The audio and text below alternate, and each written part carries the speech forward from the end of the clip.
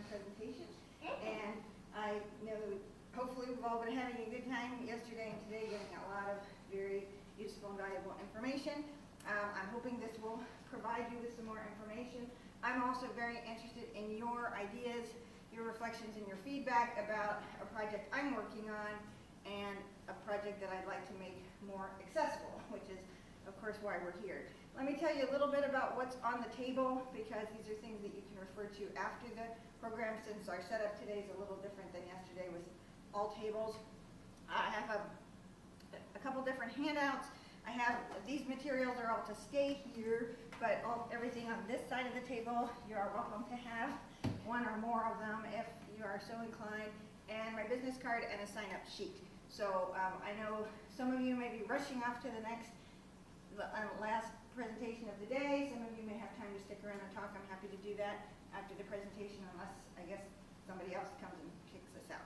We can talk in the hallway. All right, without further ado, this is me, Adrienne Provenzano, presenter. Ta-da, I'm here. We need levity. It's that like post-lunch thing kind of going on. All right. The arts and the humanities, so I remember why I'm here. The arts and the humanities and the International Space Station, STEM, arts integration and accessibility. That's a lot to fit into, about 25 minutes now. But I will do my best to do that. Who's been to the International Space Station? Okay. Who wants to go? Yes, all right, I'm with you on that. There are ways to do that virtually, of course. We can't all get to go, but this may inspire you to be even more interested in station, which is something I'm very passionate about. I will be going sort of back and forth to click things, but don't worry, it's all good. Number 2, all right, so Adrienne Provenzano, that's me. I'm a solar system ambassador. That's pretty neat, right? It's a volunteer position that I hold through NASA, JPL, Caltech. There are about 700 of us across the United States. We serve our states and our communities doing outreach. So for example, this summer with the Apollo 11 anniversary, I'm doing presentations at a number of libraries in Indiana, which is where I live, and talking to them about space, but also facilitating hands-on activities. Now, NASA, specifically this program, Solar System Ambassadors, is very committed to getting the word of NASA out. And I see someone with a NASA shirt, so you are helping us with our brand. Thank you very much. I'm not supposed to wear anything that says NASA on it when I do my presentations, but it's nice somebody in the house has represented for NASA. I kind of grew up with the space program. I think NASA's really cool, and there are still a lot of amazing things going on in the recent past, right now, and then coming up for the next 10, 20, and beyond years. But I'm going to specifically focus on the International Space Station, which still probably has about, I don't know, maybe a decade of, shelf life left. So, it's not past the use by. There's still a lot going on in terms of science experiments, commercial development. Now this tourism thing that's being talked about, so hey, it could be possible for somebody in the room if they win the lottery. And education, STEM engagement. All right, so that is why I'm here on behalf of this program to talk about NASA, what's going on. And just to give you a little more information about Solar System Ambassadors, an example of the impact of the organization on the Eclipse Day in 2017, an eclipse across the U.S., over 2 million people participated in a Solar System Ambassador facilitated event. That just shows that impact. That was a huge event. They really hyped up. They gave us a lot of training. We get training with NASA scientists and university scientists and engineers all the time. So that was a great example of what this particular program is doing. And then more recently, just about a year ago, they put out this news item that the Solar System Ambassadors had reached 40,000, not 40,000 people, because you just saw we reached 2 million with the eclipse, 40,000 events. That's pretty good, and the organization has been around for a little over 20 years, and it's pretty much all volunteers. There are a few coordinators at JPL, but pretty much all volunteers. So we're having a big impact, and we each have the opportunity to find ways to share NASA's mission. And I just want to check that. I have a mic here, but can you hear me? Because I'll be kind of wondering. Excellent. Okay. If there's a problem, let me know. I'll use the microphone. But So Solar System Ambassadors has a huge impact in this way, but we each have the opportunity to be ourselves. So if we're a musician, an artist, we can focus on STEM engagement and engagement with the public about NASA in that way. If we're scientists or engineers, whatever, if we're plumbers and we like space, we can just bring our particular passion to it and educate in that way. And we don't have to do public direct engagement. There are people who also write blogs, write for their local newspapers, do TV interviews. So we just affect communities in many ways. Now, I don't know how many of you looked on the original website for this, but my conference picture, I just decided I would not go businessy. I would just go Adrian. Okay, so one of the things that I do when I'm not doing NASA stuff is I do historic portrayals. And one of the people I portray is Amelia Earhart, because these goggles are really neat, right? And she liked to wear scarves, so I'll like wear even more scarves. One of her scarves was flown to on the space shuttle by Eileen Collins, which is pretty cool.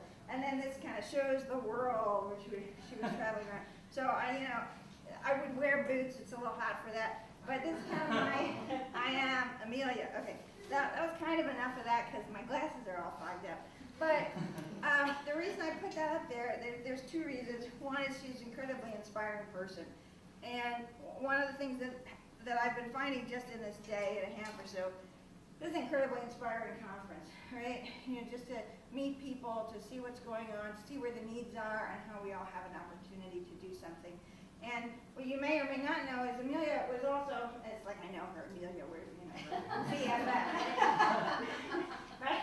Amelia, she wrote poetry, and this is the beginning and the end of the only poem that was published in her lifetime, but others are now available through research sites at Purdue and elsewhere. Courage is the price that life exacts for granting peace. Each time we make a choice, we pay with courage to behold resistless day and count it fair. And that's kind of what's going on here, isn't it? There's a lot of courage, a lot of vulnerability, a lot of resilience, a lot of respect, communication. All of these things are part of the conversation. So I felt it was appropriate to include something about her. And also that her plane, the Electra 10E, the Lockheed 10E that she was attempting to fly around the world in, that plane was called a flying laboratory. And so the rest of my presentation is about the space station, which really is a flying laboratory, 200 plus experiments at any given time. So there is reason to have her there, and just part of that space history. And I get to wear the hat and the goggles, right? Okay, so there it is, the International Space Station. Who's seen it fly over there? Once or twice over my course. Awesome. Okay, it's cool, isn't it? So if you haven't, most of you have, it looks like, but if you haven't, you can get an app for it. You can go to spotthestation.org. You can see it. It's up there at any given time. 3 to 6 people are up there. Of course, we had a wonderful keynote yesterday from somebody that was up there. That's pretty cool. Yeah. And as a musician, what I've been doing is working on writing music, and I have a score of one of the pieces that you're all welcome to take and experiment with musically or share it with your musician friends. And so I'll play, I'm going to play the whole thing, but this is a piece called Fanfare. And if it sounds a little Star Trek-y to you, I realized doing a little research when I was working on it earlier this year that this is actually the 100th birthday of Alexander Courage, who you Trekkies in the audience know wrote the theme to the original Star Trek. So it has a little bit of that feel, just as a little of an homage there. But this is my fanfare to the station.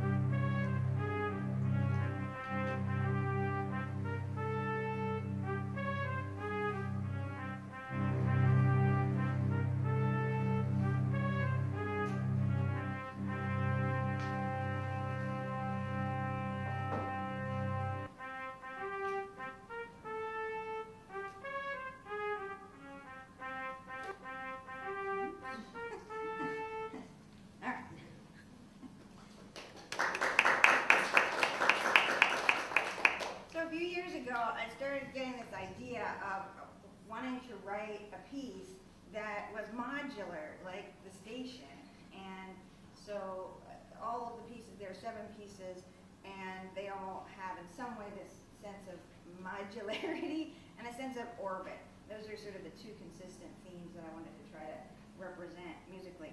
But in putting together the presentation and being at the conference yesterday and today, obviously I'm starting to see that's not a totally accessible way to present that, right? I have an auditory file, I have a static visual image, but maybe adding something in motion. I was talking to some people at the conference about ways that could be added in. And definitely I'd like to get your thoughts and comments about ways that this project, I'll show you a little bit more of it in a second, could also be more accessible. So does anybody have any comments or any suggestions from your own experience that might help with that? So, someone with a hearing loss, I think it would benefit me to maybe see the music. So, at the Planetarium show last night during the solar storm, they showed the burst. So, if you showed the music moving with visual activities, then that would make a more concrete connection. Okay, so like almost like a bouncing ball or something that showed the notes as they were being played. You might not hear them, but you could see what's going on. All right, thank you. I think dance might be inclusive, but also for young children, I've seen Anna do the information she learned in the Shakespeare class she took as a sophomore, where she had children pretend to be this planet or this orbit or this other thing, so the children could be given roles to portray an orbit or an object or a note. I don't know. Great, okay, I like that as well, because again, there are different layers. This particular piece has several different instruments, and they kind of weave in and out. Again, I had that sense of motion that I wanted to have in all the pieces, so there certainly would be ways to do that.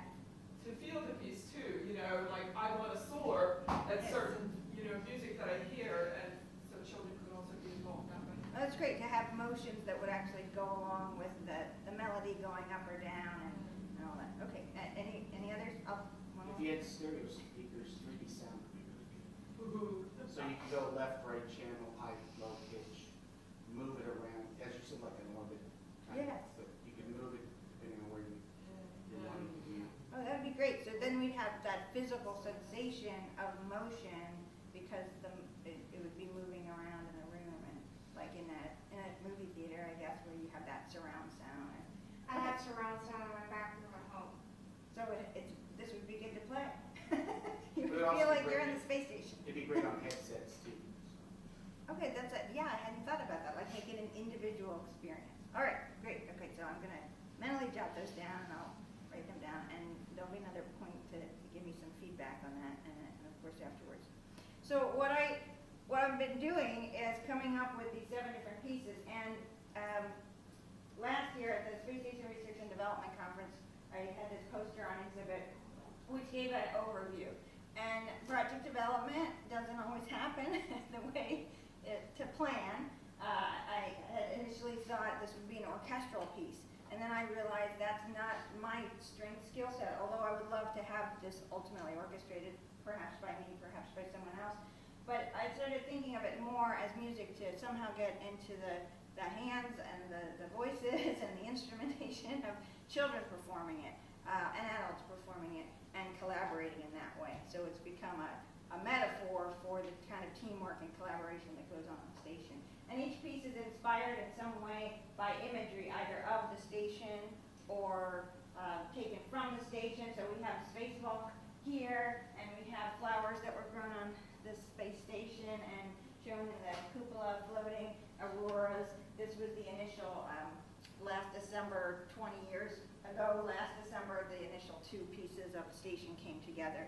And so there are pieces inspired by all those aspects: the cupola, arrivals and departures. The flower piece is called With Love from Station. There's something about a spacewalk and a solar piece, because it's all powered by the sun, pretty much.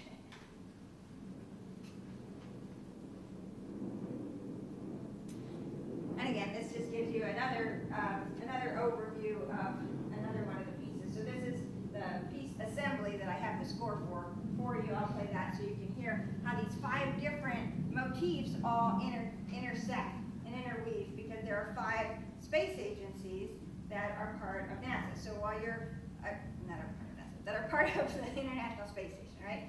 And I won't quiz you on that. There's NASA, there's ESA, there's Roscosmos, the Russian Space Agency, there's CSA, which is Canada, go Canada, and I'm skipping one, JAXA, the Japanese Space Agency. So these 5 partner agencies have come together and continue to work together to make the space station happen. And so assembly has 5 parts. Now, each of the 5 different motifs do not represent any particular space agency, but working with young audiences, perhaps they could decide which one do they think is the JAXA melody, or which one do they think is, sounds like NASA, and they could come up with their own. So as you listen to this, also be thinking what would make this more accessible as well. You didn't think you'd have to work after lunch, but hey.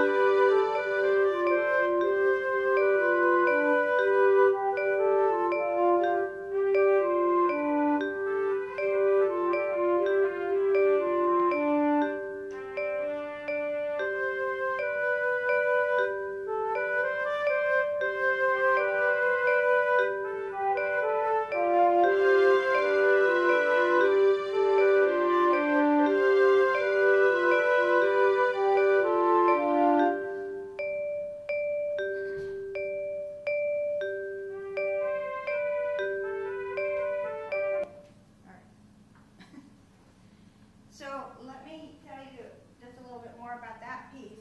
I tried in each of the instrumentations. I'm working with GarageBand. Is anybody familiar with that? It's a very user-friendly. Now there are more snazzy programs that you could use, but I like that there is a visual component, and that's something I could potentially use for accessibility as well.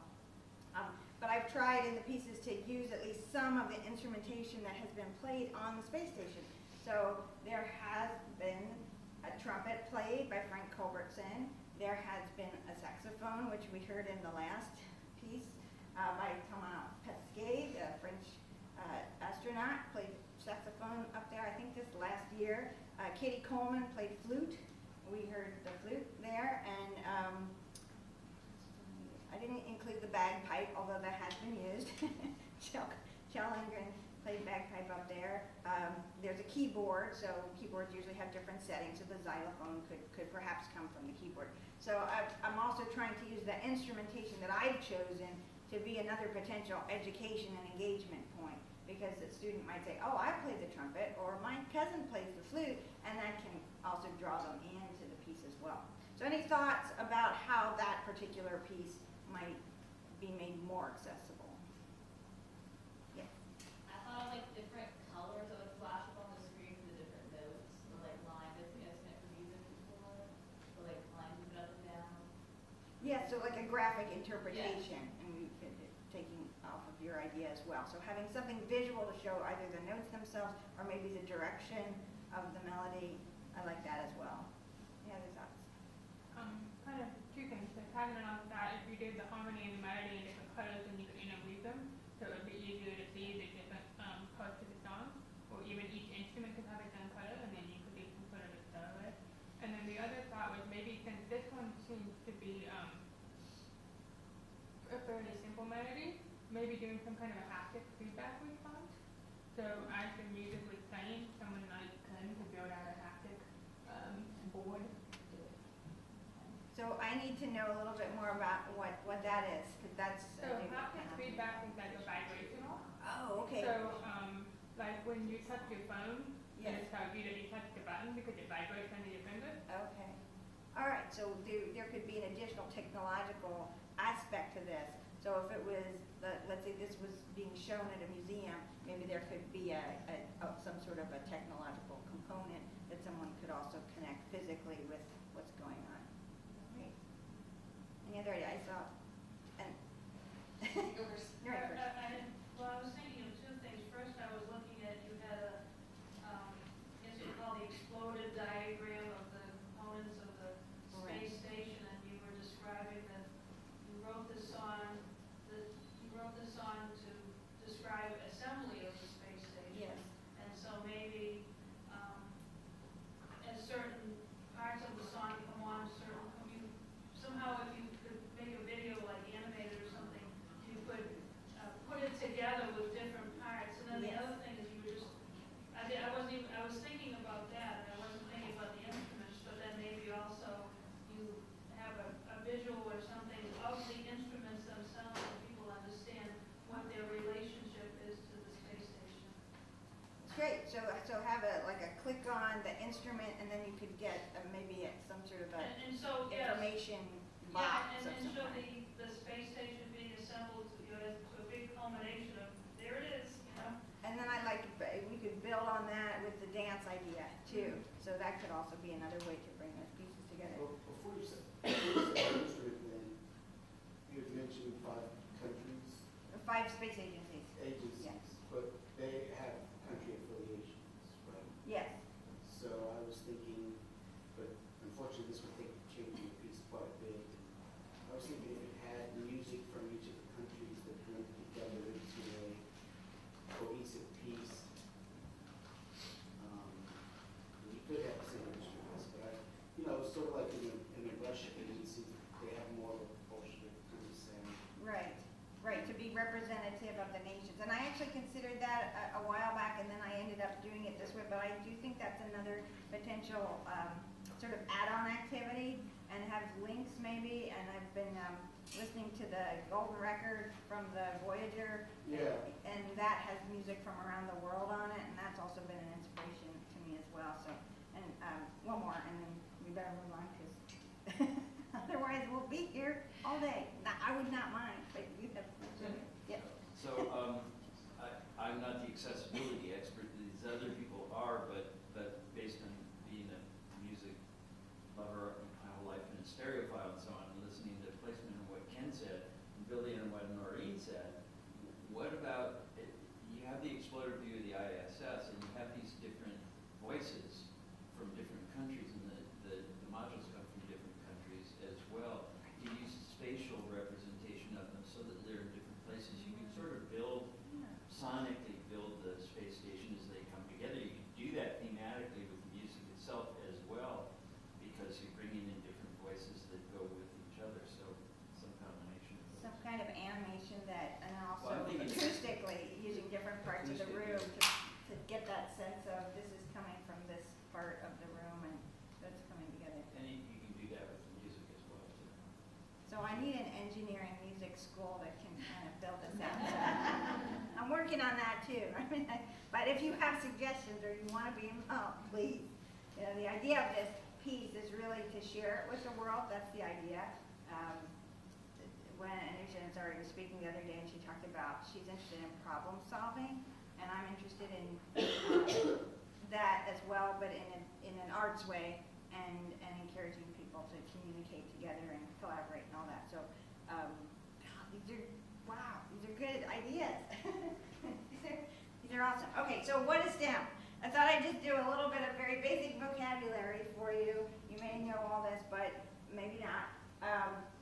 STEM is science, technology, engineering, and math, and STEAM, which people still use that terminology where the arts can stand for, the A can stand for the arts, it can also stand for arts and humanities, but what's being used more, what I'm hearing more at education conferences and in the research and literature, is the idea of arts integration. So my goal, in part with the piece, is to create the music and share it, but also figure out how to use it to leverage STEM learning and learning in other areas as well, social skills, social emotional learning, social studies, lots of different concept areas.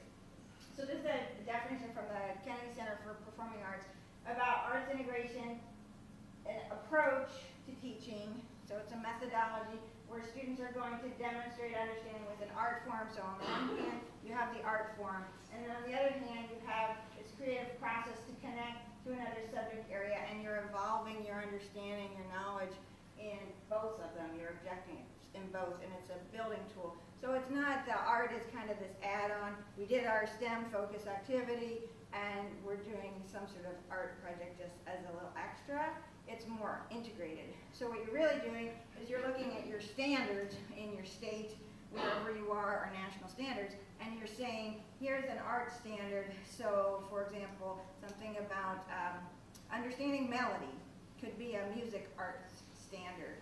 And then you're going to use that to connect with something about orbits and understanding motion in orbits. So how can you do understanding melody with a piece of music, understanding something about orbits, and how do you create some sort of curriculum or activity that does that? So that's challenging and interesting, and it's also very, very effective. And there's more and more academic research that's being done and concluding that, yes, that this is a really great way to leverage learning. And even in Temple Grandin's talk that we heard, she talked a lot about the value of the arts and the value of the hands-on and on all of those types of skilled trades and activities. So they're a very powerful educational tool for creativity and for critical thinking and problem solving. And then universal design, which some of you, many of you probably know a lot more about that than I do, but incorporating these concepts into the project as well. And so these are the basic 7 concepts, but of course there's a lot more to it than that. And so this is another poster that I presented at the Space Station Conference 2 years ago, and this is where I was sharing information about many of the ways that arts and humanities have been part of the International Space Station. Now, have these programs, projects been created specifically with arts integration where someone said, this is the art form and the standard, and here's the STEM concept or the STEM information that we want to provide and skills build? Well, no. For the most part, they haven't been created in that way. However, that doesn't mean someone can't come along and say, now I want to take that and I want to make it truly a STEM and arts integration. So I've been trying to encourage people to do that. One of the programs that's up there is Storytime from Space, and I brought 2 of the Storytime books that's down here. These are books that are read on the International Space Station. You can go to the website, you can watch them. They're anywhere from 5 to 15 minutes long. The astronauts floating around with the book, and they let the book spin around in space. I can't do that here, obviously. That would be neat. So Rosie Revere Engineer was one that was read pretty recently by, I think, Kate Rubens was the one that read this one. And then a book that does tie into accessibility is Mission to Kataria. And Mission to Kataria is about a sighted cat and a blind cat who are cat-astronauts. They go on a mission, and they go to outer space, and their spacesuits have little pointy ear spots for them, and I won't give away any spoilers, but it's really a very delightful and charming and well thought out book by the 2 creators of this work. This is a Braille edition, and the Space Station Explorers were nice enough to connect me with the author and send this so you can all have a chance to take a look at it. And you know, again, it's beautifully illustrated, it's a fun story, and it also has a very positive role model of someone who has differently abled and what they can accomplish as part of the mission as well. And that's very unusual. There are 17 different videos that have been made as part of the Storytime from Space program, and there has been some research done in connection with that. So that's one where I think there's a great opportunity to start to have educators do the curriculum planning that then can connect the standards if that's what they need to do. Has anybody seen any Storytime from Space? The first was a book called, I think it was the Max Goes to the Moon book, and there's a whole series by that particular author who's a science educator, and he has great stories about this dog that goes all over the solar system, but it has also great science concepts. The other things that are up here that Chris Hadfield performing on guitar, another instrument that's been played on station. Koichi Wakata was playing an ancient Japanese instrument that had been sent up to station. Samantha Cristoforetti, the Italian astronaut, she was drinking out of a special espresso cup, so you could actually drink and not have all this espresso float all around. And that wasn't actually designed to be arts, but it won a design award because it was such a fascinating shape. And I'll tell you a little bit more about it, a couple of the other programs. Okay, so Space Station Explorers is another volunteer organization I'm part of, and there are several hundred of us that think the space station is really neat and know that the space station has a whole suite, and this brochure shows you some of them, but there are actually, I think, over 30 different ways that you can connect with STEM education and the International Space Station. So if you want to do that, there is a lot of pre-existing educational materials. Some of it has arts, some of which you can add arts to. And for this year, the reason this image down in the corner is here, this is from the John F. Kennedy Presidential Library, because they announced just about a month or so ago that there's a partnership now with the JFK Library, the Raytheon Corporation, and the Space Station U.S. National Lab to provide information about JFK because of the Apollo 11 anniversary coming up on July 20th, and provide information about the space station. So they're making materials available to boys and girls clubs across the United States, and also providing some funding for some space labs. So just to give you an idea of the suite of programs, and this rolled out earlier this spring, Space Station Explorers Kit. It's all free. It's a very well thought out curriculum of 6 different lessons. So there's a lot of material out there. Again, is it designed to be accessible? Not necessarily. Is it designed to be inaccessible? No. But I think there are some great opportunities here to have people that are better versed in the world of what does it mean to be accessible, to download these materials, and to send some feedback to the Space Station Explorers and say, hey, this is great. Could you add on this, or where would I find this information? Now, I do have an information sheet, a resource handout, and about a decade ago, NASA did put out a really great publication about accessibility where they did do a lot of evidence-based research. So you can find that as well. It's not that NASA isn't doing this, it's that it's not maybe as much a part of all the curriculum development that it needs to be, or everybody can't do everything. So I just tossed that out to you to be aware that these things are out there. And we just talked about story time. There are the cats, the actual cats, Oscar and Klaus, who are the cat astronauts. And then this is one of the other projects, the Spacesuit Art Project. And this was a collaboration with Nicole Stott, a retired astronaut, also an artist, and Ian Cyan, who is an arts therapist who works with MD Anderson Cancer Center in Houston. And what they did was they had pediatric cancer patients paint and then create these suits. And so Kate Rubin wore the one and Jack Fisher wore the other. They were both sent up to the space station. And again, this project was not created to be accessible per se. It wasn't created to be arts integration and STEM, but there are certainly ways you could adapt this. You could do add-ons. And it was very moving and very powerful to see this project come to fruition and provide opportunities for participation in this way. And at the station, it's mostly black and white and silver. It's not very colorful. So to have something like that just in the flying around is just very, very wonderful for them as well. And then there's the Astronomical Quilt Block Challenge. And so when Dr. Karen Nyberg went up to the station, they always want to do some sort of outreach with NASA. They said, what do you want to do? She said, well, I'm a quilter. I'll quilt in space. How hard could that be, right? Yeah, well, it was kind of hard. and you're not allowed to bring more than a shoebox worth of personal items. So she brought her fat quarters of fabric, she brought a couple of needles and some thread, and in what little spare time she had, she sewed this patch there, and you see it in the middle where she's standing at the Houston Space Center. But she also did outreach. She asked people on Earth to make a quilt square, anybody that wanted to, and they thought, well, we'll have enough, we'll make a quilt or two. There were about 30 at the Houston Quilt Show in 2014, and it's a huge project. It was a great project, and I had the chance to be part of that as a participant square creator. And then I thought, okay, well, this is a one and done, that's it. This is amazing. This is a great outreach. So I've been working now with a seamstress, a retired seamstress from NASA, and we're working on curriculum and sharing it with people at education programs. And I can give you more information about that because I do have a resource list all about quilting in space and space textiles.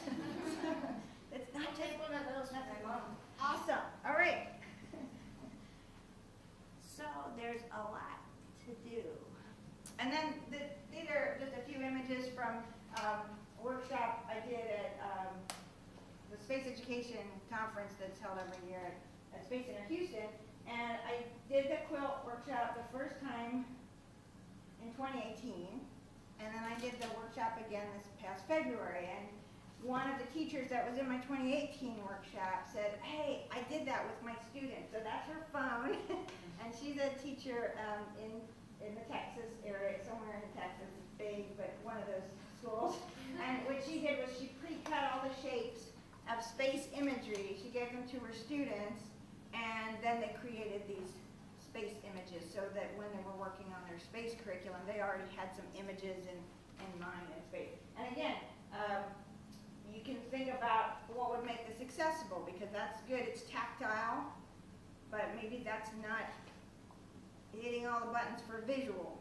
Maybe there are ways to add something auditory into it, or kinesthetic. There are other ways to work with that. And then this is work that the teachers were creating, friendship stars, and then using other images. So that's some of the ways that I've been taking what Dr. Nyberg did with her quilt project, and then making it accessible in different ways with paper and glue, and we don't have to sew anything, and we don't need batting, and we don't need to be professional quilters, but we could still work with the arts in that way.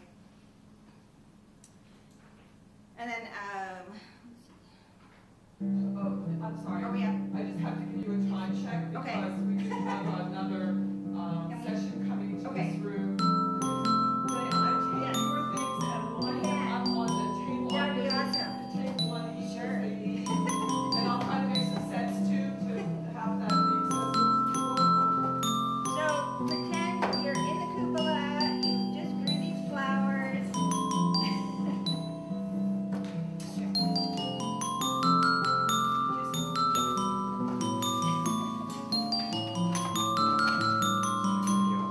No problem.